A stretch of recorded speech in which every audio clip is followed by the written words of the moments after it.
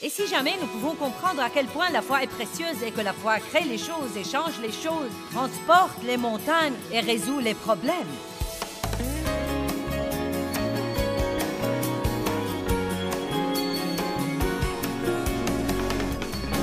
La Bible nous enseigne dans Romains 12 que Dieu a départi à chacun une mesure de foi. Et si vous étudiez ce verset, vous saurez que Dieu donne à chacun de nous une mesure de sa foi pour que nous puissions faire ce qu'il nous demande de faire dans la vie. Car Jésus n'est pas mort pour que nous puissions lutter.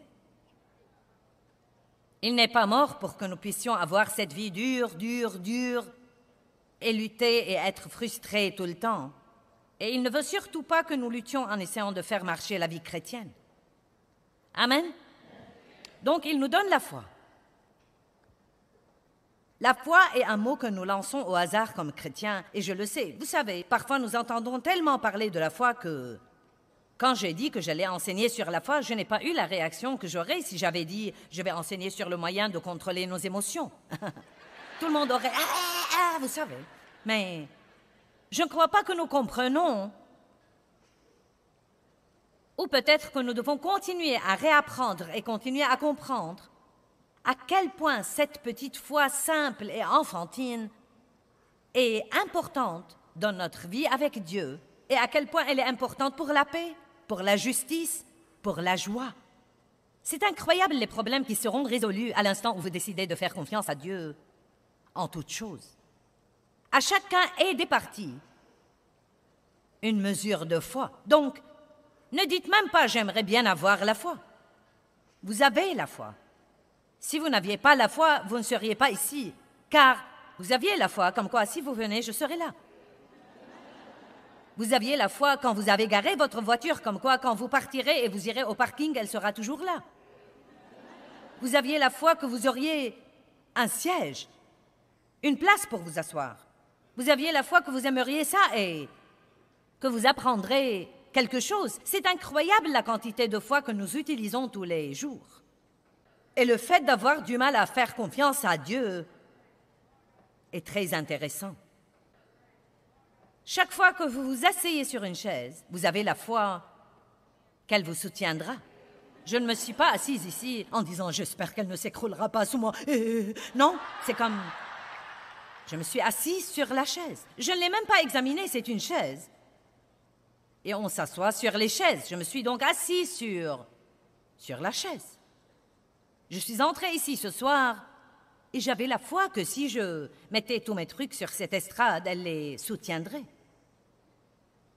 Vous opérez tout le temps dans la foi.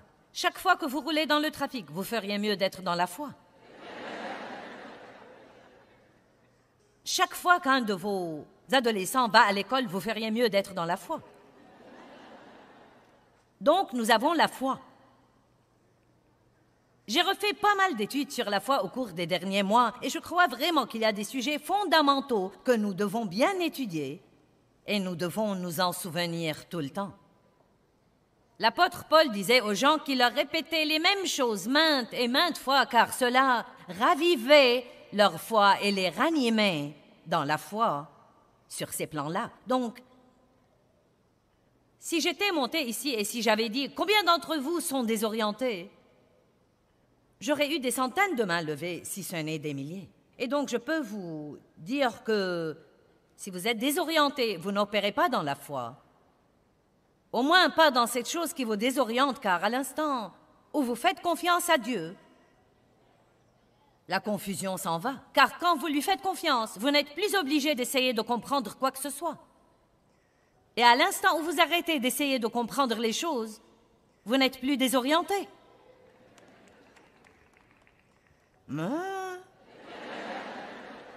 Si j'avais dit « Combien d'entre vous sont inquiets ?» Oh, j'aurais sûrement eu beaucoup de mains levées. Mais si nous sommes inquiets, nous ne sommes pas dans la foi. Or, cela ne veut pas dire que nous n'avons pas de foi en Dieu.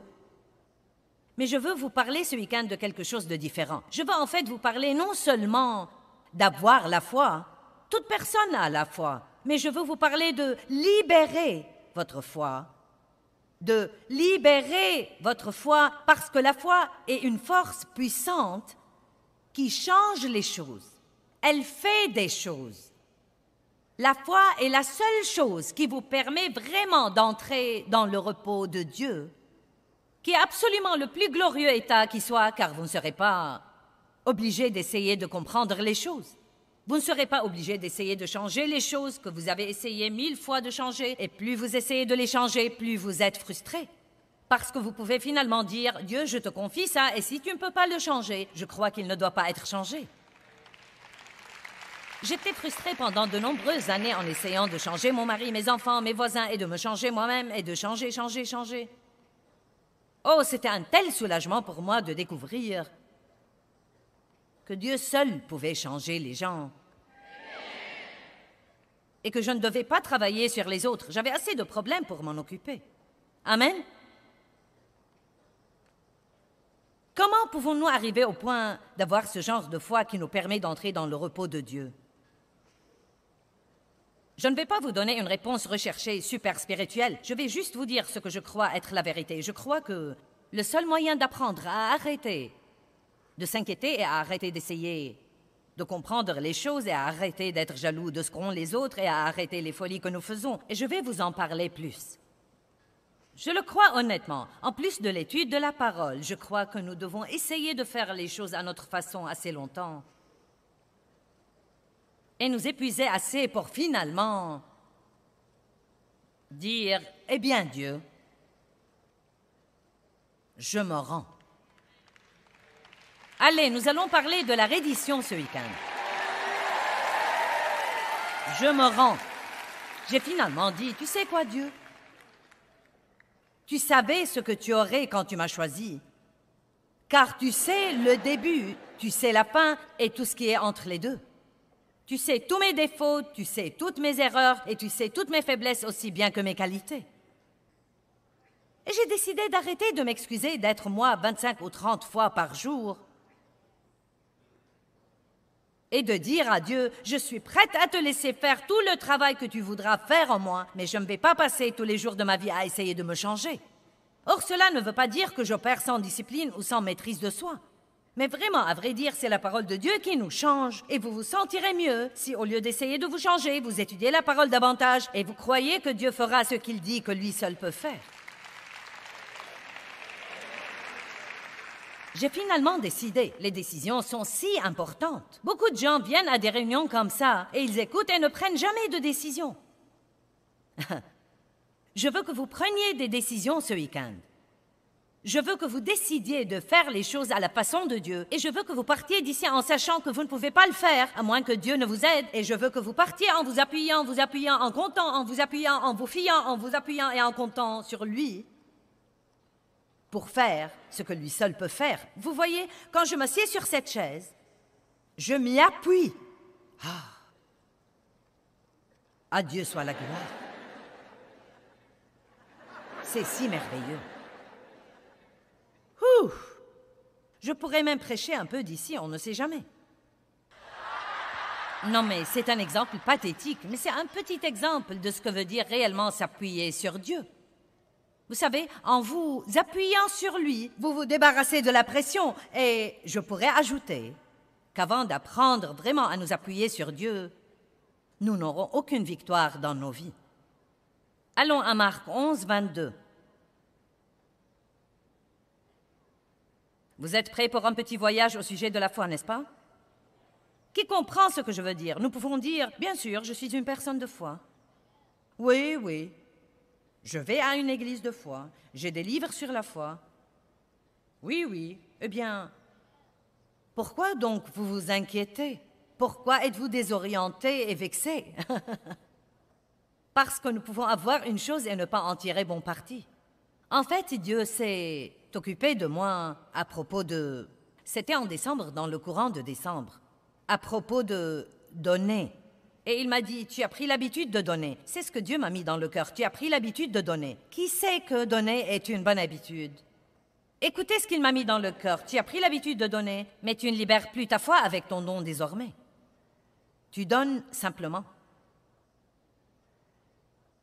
Et bien sûr, vous savez, quand vous donnez, vous serez béni. Mais il y a tout un autre niveau auquel vous pouvez accéder. Si chaque fois que vous donnez, vous libérez votre foi. Dieu, je donne dans l'obéissance à ta parole. Et je suis sûre que vous allez faire ça. Vous verrez dans une minute que les 3 moyens de libérer votre foi, du moins les 3 dont nous allons parler ce soir, sont simples. Et si vous les comprenez, ils pourraient changer votre vie. En priant, en disant et en faisant ce que Dieu veut que vous fassiez. Vous libérez votre foi quand vous priez vraiment. Quand vous priez sincèrement, dans la foi, vous libérez votre foi. Qui sait que sa foi ne peut pas opérer à moins qu'il ne la libère? Le fait de l'avoir ne sert à rien. Vous pouvez avoir de l'argent à la banque et mourir de faim quand même. Vous pouvez avoir de la nourriture dans le frigo et avoir faim. Vous pouvez avoir un manteau dans votre penderie et geler quand même. Donc, avoir quelque chose n'est pas une garantie que vous allez l'utiliser. Et une chose est sûre, si vous ne savez pas que vous l'avez, et le plus triste de l'histoire chez beaucoup de chrétiens, c'est que personne ne leur dit ce qu'ils ont. Et donc, une des choses que je veux faire, c'est de vous parler beaucoup ce soir de ce que comprend votre héritage. Et ce n'est pas quelque chose que vous devez essayer d'avoir. Vous l'avez.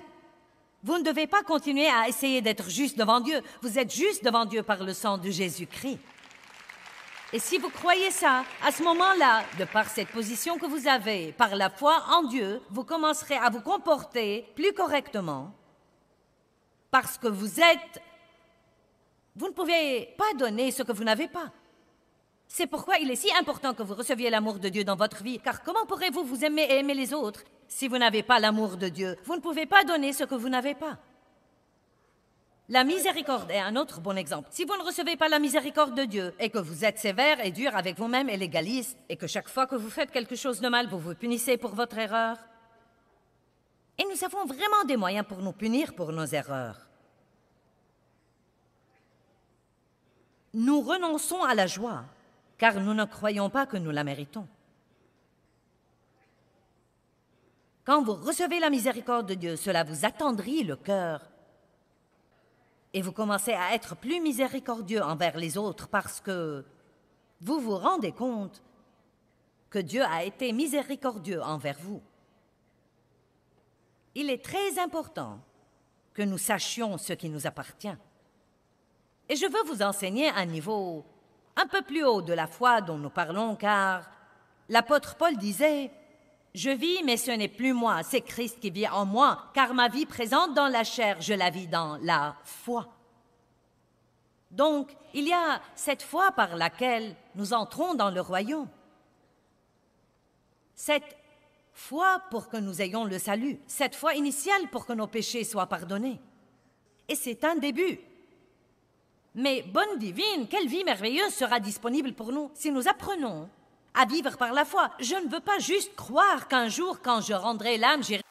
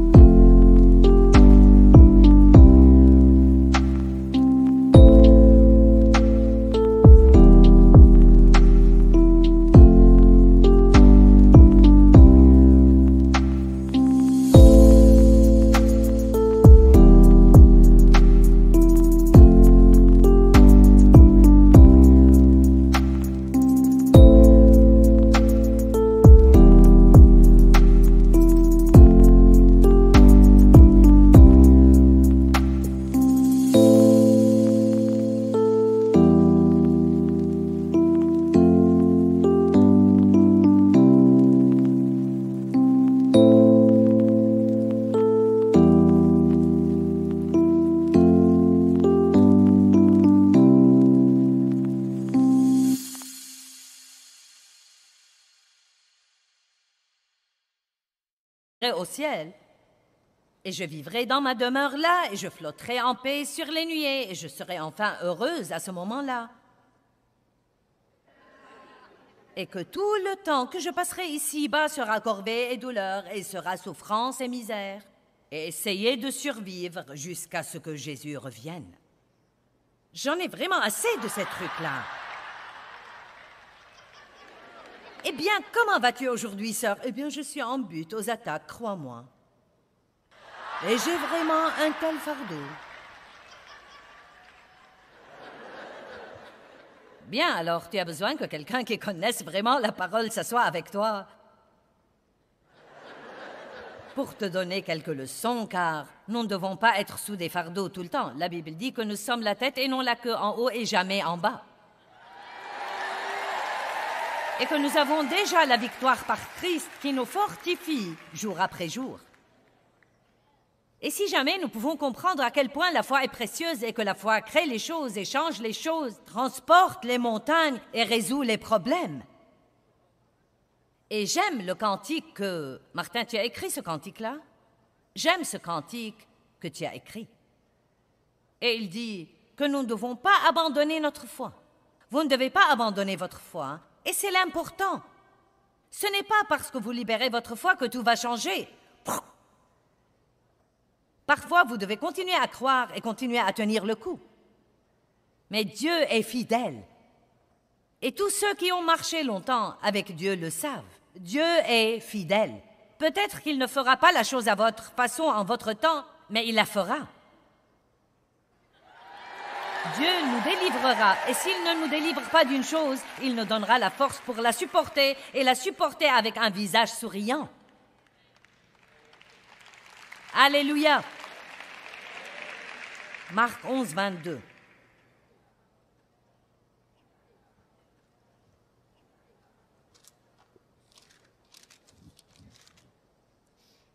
Et Jésus leur répond et leur dit, « Ayez foi en Dieu constamment. » Je pourrais m'arrêter là et prêcher ça toute la nuit, car vous ne devez pas avoir la foi de temps en temps ou quand vous avez un désastre, mais avoir la foi en Dieu constamment. Dans Romains 1, 17, il y a un verset merveilleux. Il dit que nous apprenons dans la Bible sur la justice, qui est la relation juste avec Dieu, qui nous mène de foi en foi en foi. J'aime ça. Il y a une petite foi et il y a une grande foi. Et votre foi grandit quand vous utilisez ce que vous avez. C'est pourquoi je dis que vous devez parfois endurer des trucs jusqu'à ce que vous appreniez finalement à quel point Dieu est grand et à quel point vous n'êtes pas grand sans lui. Alléluia! En fait, je vous le dirai carrément, vous n'aurez jamais tellement de victoire en essayant de marcher dans la foi parce que vous ne pouvez pas vous appuyer sur Dieu tant que vous croyez que vous pouvez faire les choses vous-même. Sans moi, dit Jésus, vous ne pouvez rien faire. Et cela veut dire rien. Amen?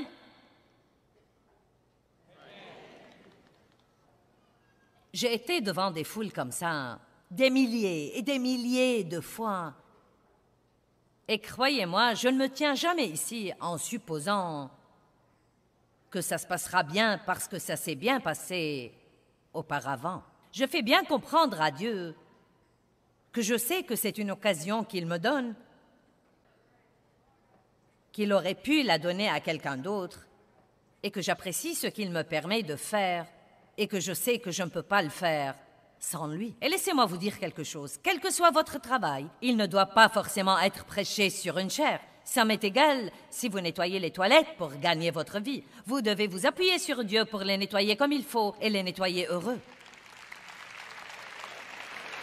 Ayez foi en Dieu constamment. En vérité, je vous le déclare, si quelqu'un dit à cette montagne, non pas si quelqu'un pense à cette montagne, ou regarde cette montagne, ou se plaint de cette montagne, ou parle de cette montagne, mais si quelqu'un dit à cette montagne, ôte-toi de là et jette-toi dans la mer, et s'il ne doute pas en son cœur, mais croit que ce qu'il dit arrivera, cela lui sera accordé. C'est pourquoi je vous déclare, tout ce que vous demandez en priant, croyez, ayez confiance et soyez sûrs que vous l'avez reçu et cela vous sera accordé. Dans l'économie de Dieu, vous devez croire avant d'avoir. Vous n'avez pas d'abord, et ensuite vous croyez que vous aurez. Vous n'avez pas besoin de foi pour faire ça. Nul d'entre vous ne doit croire maintenant que vous aurez une place, car vous avez déjà une place. Vous ne devez pas croire que je suis ici parce que je suis ici. Donc, une fois que nous avons quelque chose, nous n'avons pas besoin de croire que nous l'aurons, mais il y a une période de temps où nous allons demander quelque chose et libérer notre foi. Nous prions, cela fait partie de libérer notre foi. Ensuite, nous continuons à dire que nous croyons que Dieu agit. Et non pas prier puis parler comme si nous n'allions jamais la voir. Amen.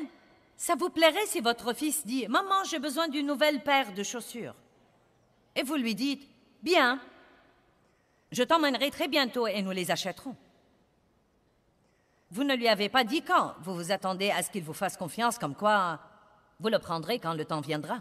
Ça vous plairait s'il passe les 2 semaines suivantes à faire le tour de la maison en disant « Je n'aurai jamais de chaussures, je crois que je serai nu-pied le reste de ma vie. Oh, j'aurais bien aimé des chaussures, je n'aurai jamais de chaussures comme tout le monde. » Pourquoi est-ce que nous pouvons comprendre ça avec nos enfants, mais que nous ne pouvons pas le comprendre dans notre relation avec Dieu? Dites à Dieu de quoi vous avez besoin. Ce serait même merveilleux si vous connaissez assez de versets pour confirmer votre demande, parce que ta parole dit. Et s'il n'y a rien d'autre, dites juste, ta parole dit que je peux te demander ce dont j'ai besoin et tu me le donneras. Et ensuite, continuez à dire que l'exaucement est en chemin. Si cette maman avait prévu d'emmener son enfant pour lui acheter les chaussures dans 2 semaines, mais que chaque fois qu'il passe à côté d'elle, il lui dit « Je sais que tu vas m'emmener bientôt.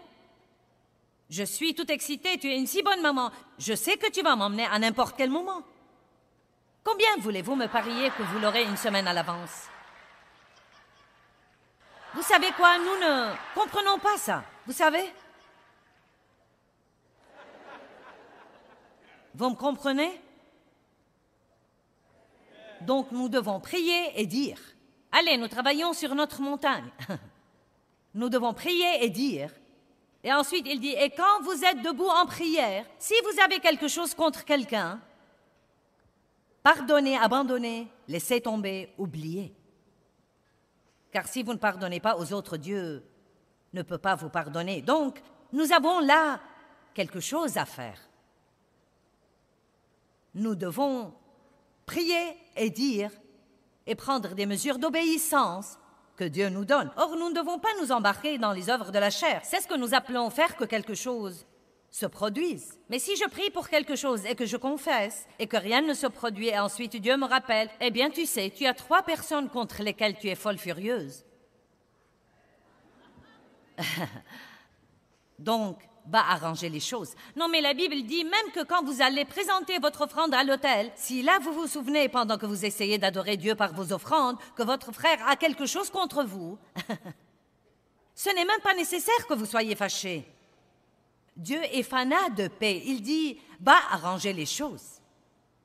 Eh bien, maintenant, attendez. Vous voyez, ce qu'il y a, c'est que là où il y a la paix, il y a la bénédiction.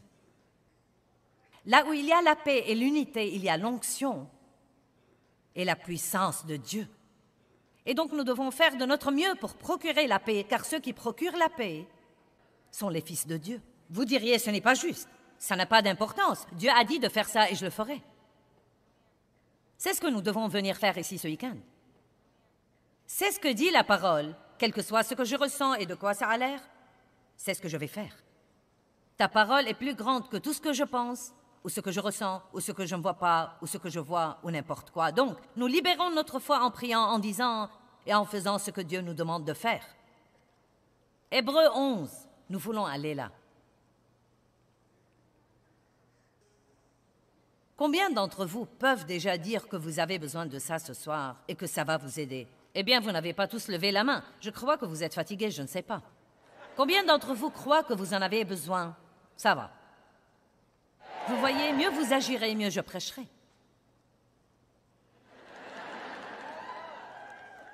Le christianisme n'est pas une religion passive.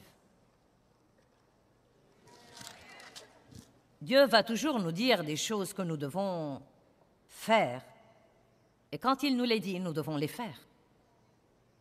Hébreux 11 nous donne une définition de la foi et Colossiens 1,4 nous donne une autre définition différente de la foi. Nous voulons les regarder. Or, la foi est la ferme assurance, la confirmation, le titre de propriété des choses qu'on espère et la preuve des choses qu'on ne voit pas et la conviction de leur réalité. La foi perçoit comme un fait réel ce qui n'est pas encore révélé au sens. Donc ceci nous dit que nous pouvons avoir quelque chose dans le royaume de l'esprit avant que nous l'ayons dans le royaume matériel. Et ce qui est intéressant, c'est que quand vous croyez vraiment dans votre cœur que vous l'avez, vous vous sentez aussi heureux que si vous le regardiez déjà. C'est absolument la vérité. Si je vous dis, j'ai acheté une nouvelle voiture la semaine dernière, vous me direz, oh, montre-moi ta voiture. Je dis, je ne peux pas vous la montrer. Je ne l'ai pas avec moi. Bien, alors, je ne crois pas que tu l'as. Si tu ne peux pas me montrer ta voiture, je ne croirai pas que tu as une voiture. Tu n'as pas de voiture. Et je dirai, minute, j'ai le titre de propriété. Et donc, vous direz, oh, tu as une voiture. Ou si je dis, si quelqu'un dit, j'ai acheté une nouvelle maison, et vous dites, mais non, je ne crois pas ça. Oh oui, j'ai acheté une nouvelle maison. Montre-moi ta nouvelle maison. Je ne peux pas te la montrer maintenant, parce qu'elle n'est pas ici avec moi. Je ne crois pas que tu as une nouvelle maison. Eh bien, voilà le titre de propriété. J'ai une nouvelle maison. Et vous dites, tu as vraiment une nouvelle maison. Eh bien, c'est juste pour un exemple pratique de la définition biblique de la foi. La foi est le titre de propriété. C'est la confirmation. C'est la preuve comme quoi j'ai ce que Dieu dit que je peux avoir. Et peu importe si je ne la vois pas et si je ne peux pas la sentir, je l'ai. Vous savez, pour avoir la vie épanouissante et joyeuse que Dieu veut que nous ayons, il est vraiment important que nous maintenions un haut niveau de foi en Dieu. Hébreux 11,6 dit « Sans la foi, il est impossible d'être agréable à Dieu. Car il faut que celui qui s'approche de Dieu croie que Dieu existe et qu'il est le rémunérateur de ceux qui le cherchent diligemment. »